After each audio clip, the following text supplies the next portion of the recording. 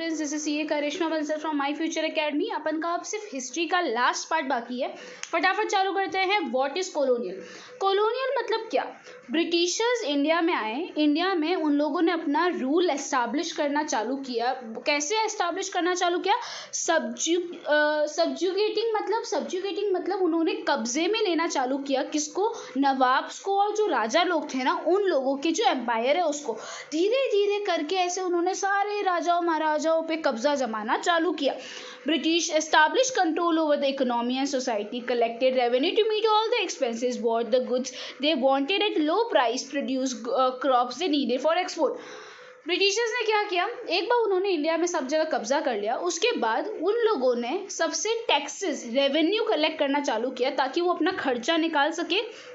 उसके बाद जो लोग थे ना उन लोगों से चीज़ें सस्ते दाम में खरीदना चालू किया और सिर्फ वही क्रॉप उगाने की परमिशन दी जो उनको चाहिए ताकि वो इंग्लैंड या फिर बाहर वाली कंट्री में एक्सपोर्ट कर सके। एक्सपोर्ट मतलब अपन बाहर वाली कंट्री में जब कुछ सामान भेजते हैं ना तो उसको एक्सपोर्ट बोलते हैं, और अगर अपन इंडिया में कोई सामान लाते हैं ना तो उसको अपन इम्पोर्ट बोलते हैं। वापस समझ लो, ब्रिटिशर्स ने कंट्रोल एस्टैब्लिश कर दिया, उसके बाद उन्होंने रेवेन्यू कलेक्ट करना चालू किया और जो गुड्स उनको चाहिए उसको सस्ते दाम में खरीदना चालू किया और ऐसे ही क्रॉप्स उगाने की परमिशन दी जो उनको एक्सपोर्ट करने में काम आएगा। British rule brought about changes in value and taste, customs and practice. Britishers के वजह से लोगों के जो कस्टम्स होते हैं, जो रिलीजन ट्रेडिशंस होते हैं, उसमें बहुत ज़्यादा चेंजेस आने गए। When the subjugation of one country by another leads to a kind of political, economical, social and cultural change, we refer to the process as colonization. जब एक कंट्री दूसरे कंट्री पे कब्जा कर लेती है और उस कंट्री के इकोनॉमी में चेंज आता है, उसकी सोसाइटी में चेंज आने लगता है, उसके कल्चर में चेंज आने लगता है, तो वो सारी चीज़ों को हम बोलते हैं कोलोनाइजेशन। कोलोनाइजेशन मतलब एक कंट्री का दूसरी कंट्री पे कब्जा करना और वहाँ की सारी चीज़ों को चेंज कर देना, उसको हम क्या बोलते हैं? कोलोनाइजेशन। अपन को कैसे पता चलेगा कोलोनाइजेशंस के बारे में? अपन को कैसे पता चलेगा हिस्ट्री में क्या हुआ? अपन के पास क्या क्या चीज़ें हैं जिसके द्वारा अपन समझ सकते हैं कि हिस्ट्री में क्या हुआ? How do we know? Historians use various sources in writing about the modern history of India और last about 20 to 50 years of Indian history. बहुत सारे जो हिस्टोरियंस थे उन्होंने बहुत सारे सोर्सेज पढ़ना चालू किया जो राइटिंग में थे और इंडिया की हिस्ट्री धीरे धीरे उनको समझ आने लगी। सबसे पहले जो चीज़ें उन्होंने पढ़ना चालू की वो थे एडमिनिस्ट्रेटिव प्रोसीजर रिकॉर्ड्स। ये एडमिनिस्ट्रेशन प्रोसीजर्स रिकॉर्ड क्या होते हैं? ये वो रिकॉर्ड्स है जो ब्रिटिशर्स अपने टाइम पे बनाते थे। उनको ऐसा लगता था ऑफिशियल रिकॉर्ड्स बहुत ज़्यादा इंपॉर्टेंट है। अपने इंडिया वाले क्या होता था ना, कोई भी काम है ना लिखित में नहीं करते थे, ब्रिटिशर्स सब काम लिखित में करते थे और वो चीज़ों को प्रिजर्व करके भी रखते थे। इस वजह से अपन को हिस्ट्री के बारे में आज भी पता चलता है। हिस्ट्री में क्या हुआ उसके बारे में अपन को आज क्यों हिस्ट्री में क्या हुआ वो आज अपन को कैसे पता चलता है? बिकॉज वो लोग सारी चीज़ें लिखित में रखते थे, रिटर्न लिखते थे। Every instruction, plan, policy decision, agreement, investigation was written as British believe that act of writing was important. हर चीज़ जो उन्होंने इन्वेस्टिगेट की, उन्होंने एग्रीमेंट किया, कोई डिसीजन लिया, हर चीज़ वो लोग लिख के रखते थे क्योंकि उनके हिसाब से लिखित वाली चीज़ें, रिटर्न में चीज़ें बहुत ज़्यादा इंपॉर्टेंट थी। British set up records room attached to all administrative institutions as they felt that all important document and letters needed to be carefully preserved. उन्होंने हर एडमिनिस्ट्रेटिव ऑफिस मतलब हर गवर्नमेंट ऑफिस के साथ एक बोलते हैं ना एक अलग से रिकॉर्ड रूम बनाया जहाँ पे सारे डॉक्यूमेंट स्टोर किए जाते थे और वहाँ पे सब डॉक्यूमेंट रखे जाते थे जो जो उनके पॉलिसी में काम आते हैं। इस वजह से आज अपन को अपनी हिस्ट्री के बारे में पता है क्योंकि उनके रिकॉर्ड रूम में सारे रिकॉर्ड्स हैं रिलेटिंग टू इंडिया की हिस्ट्री में, क्या क्या उन लोगों ने डिसीजन लिए, किस तरह से उन्होंने इंडिया पे रूल किया और क्या क्या चेंजेस लाए। आगे सर्वे बिकम इम्पॉर्टेंट। ब्रिटिशर्स ऐसा मानते थे अगर अपन को किसी कंट्री पे अच्छे से राज करना है ना तो उसके रिलेटेड अपन को सारी इन्फॉर्मेशन पता होना चाहिए, इसीलिए उन लोगों ने सर्वे कंडक्ट करना चालू किया। सर्वे में वो लोग क्या क्या देखते थे कि भाई एक पर्टिकुलर स्टेट में कितने लोग हैं, वो लोगों में के पास क्या क्या कितने कितने घर में कितने लोग रहते हैं, उस स्टेट में कौन सा रिसोर्स बहुत ज़्यादा इम्पोर्टेंट है, वहाँ पे क्या चीज़ बहुत ज़्यादा अवेलेबल है।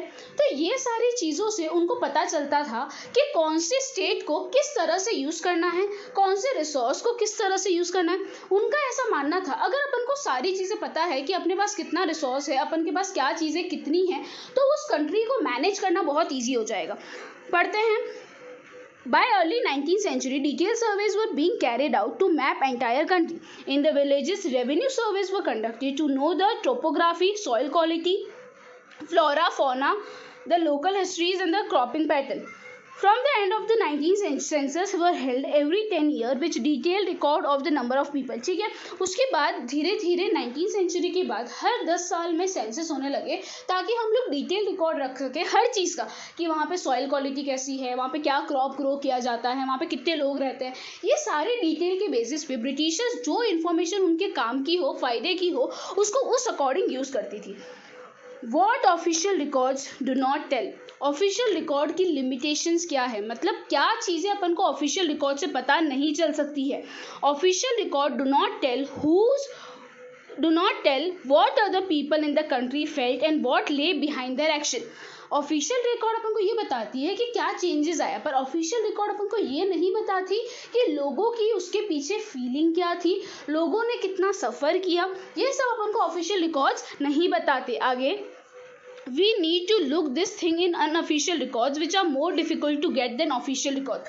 अब ये सब चीज़ें ढूंढने के लिए अपन को अनऑफिशियल डॉक्यूमेंट्स ढूंढने पड़ेंगे। अनऑफिशियल मतलब जो गवर्नमेंट रिलेटेड नहीं है, जो किसी बाहर वाले बंदे ने लिखे। अब वो अनऑफिशियल डॉक्यूमेंट ढूंढना बहुत मुश्किल है क्योंकि ऑफिशियल डॉक्यूमेंट तो रिकॉर्ड रूम में सेव रहते हैं, पर नॉन ऑफिशियल डॉक्यूमेंट्स मिलेंगे कहाँ से।